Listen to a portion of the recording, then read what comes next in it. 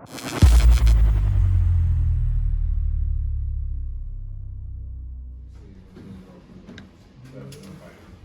it might be better to go outside where there's some signal and try again.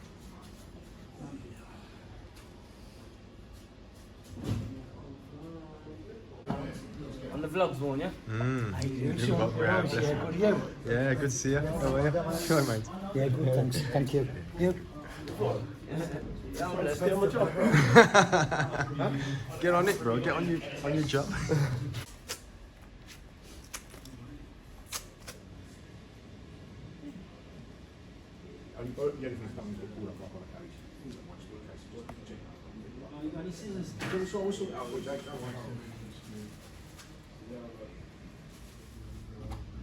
Anywhere in particular? Oh, it's like hurting here. Right, okay. So like, I twisted the foot this way. Okay.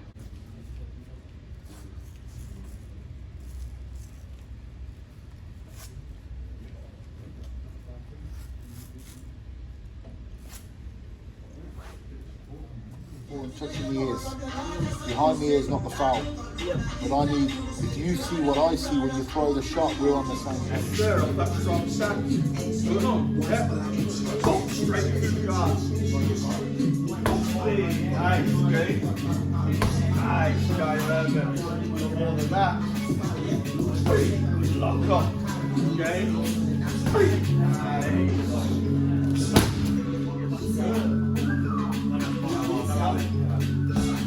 Yeah. Back leg. There you go.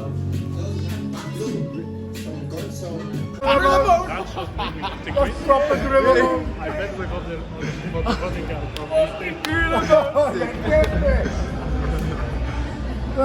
That's proper gorilla. Real bad man. Come on, little man. Come on.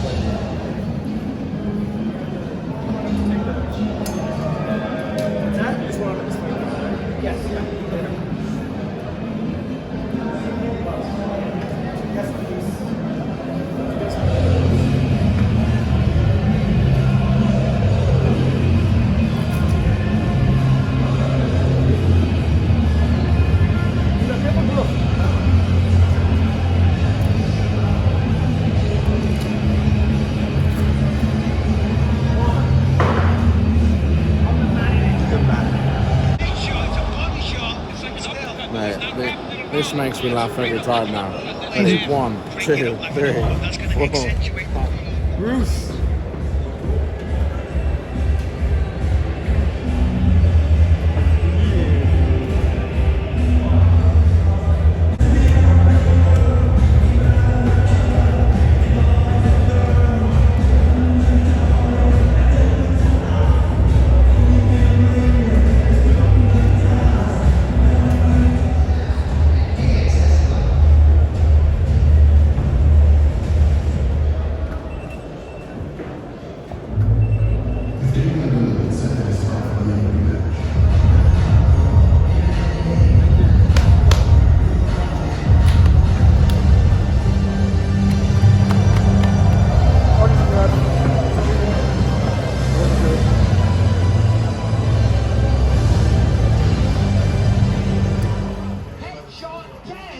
In round 5 to become a welterweight champ. Lays the foundation for I'm a real bad man.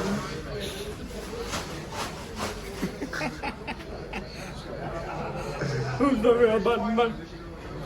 I'm the real bad man. Yeah, go on.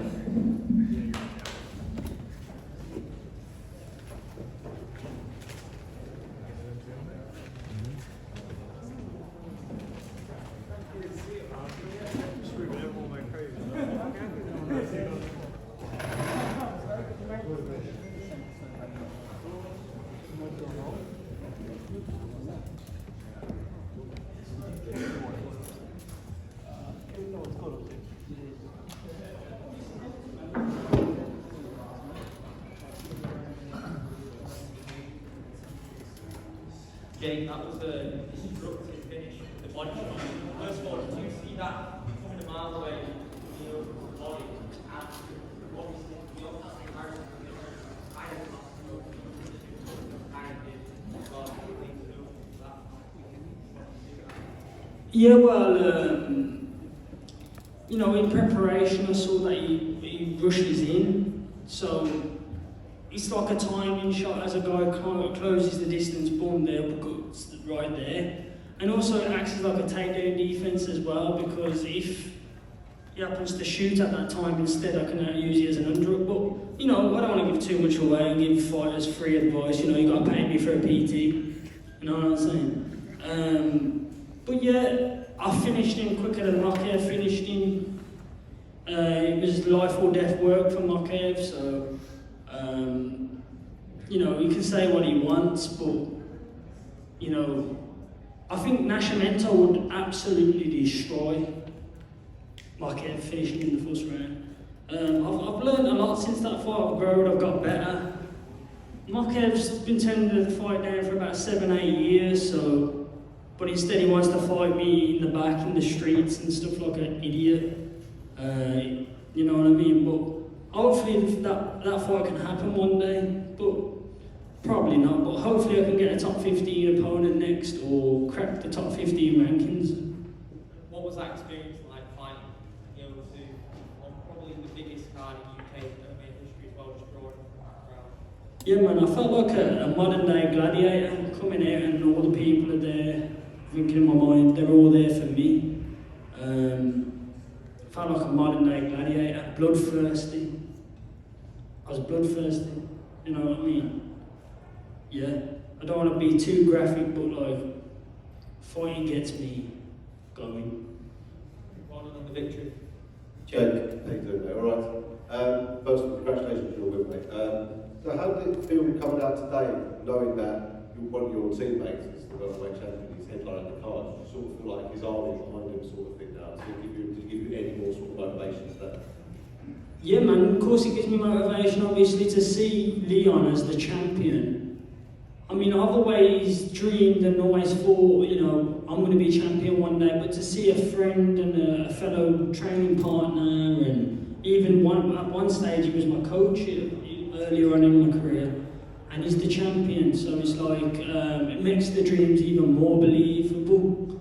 And, you know, it helps push the MMA, especially here in Birmingham, you know what I mean? There's been a lot of pioneers of Birmingham MMA, and Leon's definitely one of them. And also my coach who was in my corner, Vaughan Lee, pioneer of Birmingham MMA. So, yeah, we're helping it grow and helping the kids in the area, because Birmingham's known for being rough, you know what I mean, rough and tough.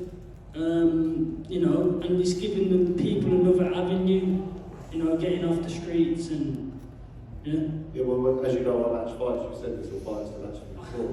And how important do you feel it is to give back to your community, you know, to show, like, you know where you've come from, you know what it was like in the streets, Birmingham, you know?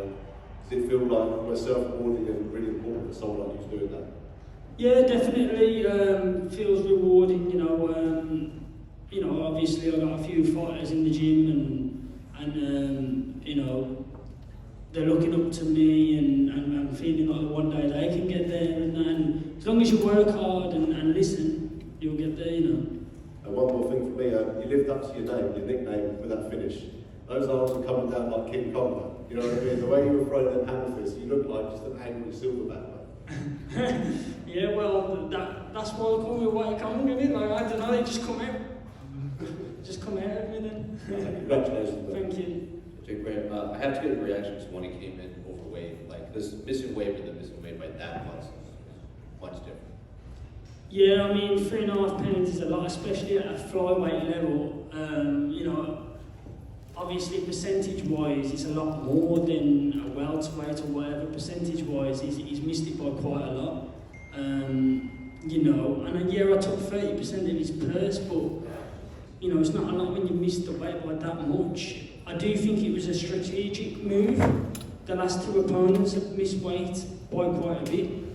I think it was strategic because he wants to come in a bigger man and try and hold me on the floor and stuff like that. That's what I thought it was, a strategic weight miss. But if anything, I come in the cage and I was bigger than him. I'm a big flyweight. I cut a lot of weight. So, you know, they could keep trying, but they're going to keep getting banged. When you say strategic, is that what was going through your mind? Because normally when you miss weight by that much, you're usually one of the last few fighters to weigh in because you're trying to use as much time. But he was one second or third fighter on. He waited before you, and he still came in overweight. Yeah, well, I got like a call at like 9:30 on the night saying that he quit cutting weight at 8 p.m. So I was like, mate, fuck, I've already done half the weight, you know what I mean? Like, it was one of them ones. I don't know what to say about it. So if he did have a bad weight cut, like you believe that body shot would have played a bigger factor, like just punching him in the stomach like that on that bad weight cut has to be an issue. Yeah, but that would have hurt him regardless. These MMA fighters don't see these shots coming. They don't train like that. You watch a lot of MMA fights, UFC, anything, and they never throw body shots, only body kicks. So I've got a well-versed variety to my striking game with head and body shots. This ain't my first body shot KO as a professional. I've body shot KO'd people before. I've sparred British champions in boxing and dropped them with body shots. So, you know, I'm very, it's part of my game, but yeah. Jake. So obviously third performance in the UFC now. A lot of us who have seen you fight before you came to the UFC, and then we saw your first performance, a lot of us thought, nah, that's not the real Jake Hadley. So obviously you've given us 2 really good performances since then. How great does it feel that you've been able to showcase your skills now? Yeah, it feels great. I mean, my last fight was, a back and forth striking display, very entertaining, and then I finished him and choked him out on the ground. I thought I was going to get the bonus for that fight. I'm hoping I get the bonus for this one because I finished him rapid. He missed weight by 3.5 pounds. I should have got the bonus the last fight, so I feel like I deserve it this time. And I deserve it. And just, we were talking about the weight cut there. Was there a part of you, a few days ago when you heard that he missed weight and that there might be a small chance that Malcom's opponent might miss weight too, and then magically you get to face each other on this card? Yeah, well, I was slightly hoping that, but when I saw Malcom's opponent, he ain't the biggest flyweight. I thought, well, he's definitely going to be making the weight and that. But you know, he's a nice chap. I hope he beats Malcom. He's a very nice guy. I had my photo with him actually. He said he was a fan of mine. I'm now a fan of his, so I hope he wins. And if there is another card that people are talking about in July, would you like to fight now?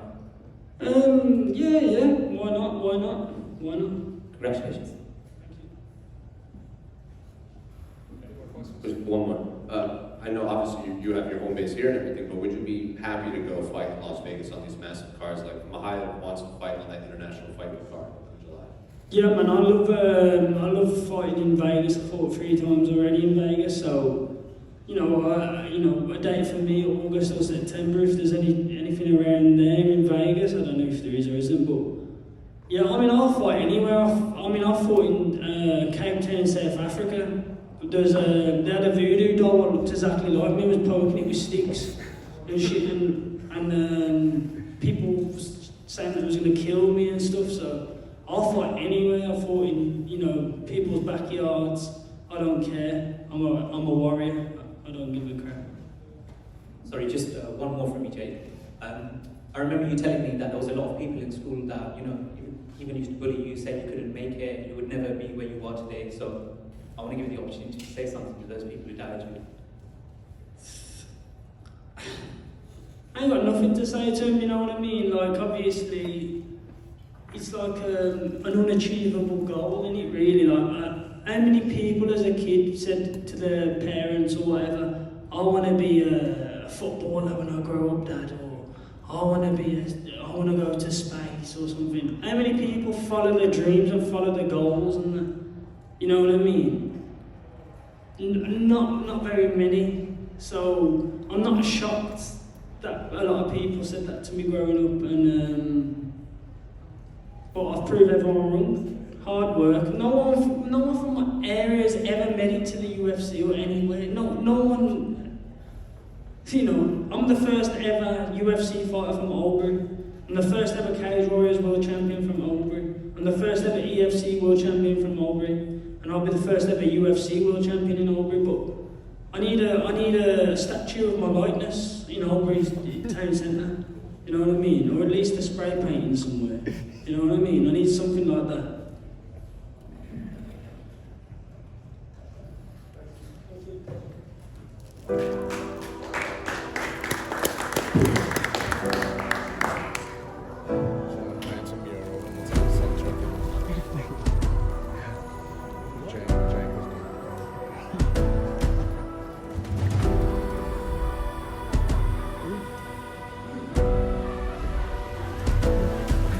Please do.